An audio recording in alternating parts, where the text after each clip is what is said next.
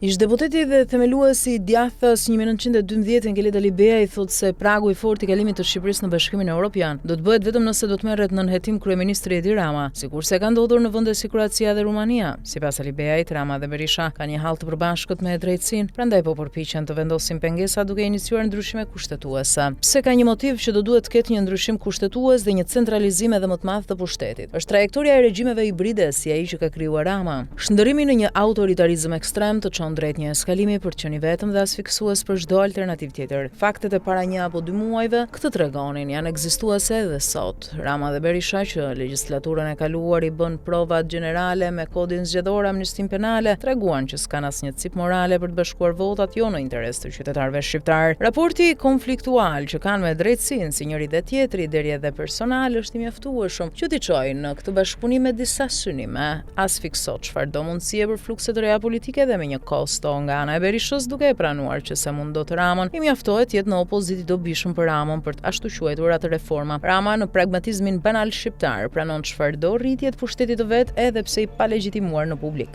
Por edhe Berisha mjafton të jetë në opozitë përjetshme i paftë për të patur një platformë dhe frymëzim. Synimi është që të shkatrojë çfarëdo sfidanti për vendin e tyre. Komisioni i reformës zgjedhore kërcet ideja pse e kërkon Edi Rama, jo vetëm kaq, por është arkitekti që në 2020 hoqi koalicionet e meradh. Nga ana e opozitës s'ka një platformë ide çfarë kërkojnë këta. Është fare e qartë që ky komisioni i reformës zgjedhore tregon qartazi që e kanë për interesin e tyre personal. Mos harrojmë që kanë një hall të përbashkët drejtësi. Kushdo që i ndjek nga pak zhvillimet politike kupton që ka një revansh, një impuls të ri të sistemit të drejtësisë, pakut BK-s dhe gjykata. Është e logjikshme për një mendje mesatare që avancimi i drejtësisë po synon majën. Nuk ka asnjë pengesë juridike që të fillojë hetimi të merret si personën hetim, të jepet akuza dhe të merret masa e sigurimit. Siç unë shoh, metastazat e korrupsionit dhe krimit të organizuar janë shtrirë kaq shumë se që unë mendoj se pragu i fortë i kalimit të këtij vendi në BE do të kalohet vetëm nëse do të ndodhë një proces i marrjes nën hetim edhe i postit më të lartë qeveritar. Ka ndodhur në Kroaci, Rumani, e nuhasin edhe këta, ndaj janë duke vendosur pengesa, deklaron Libeai.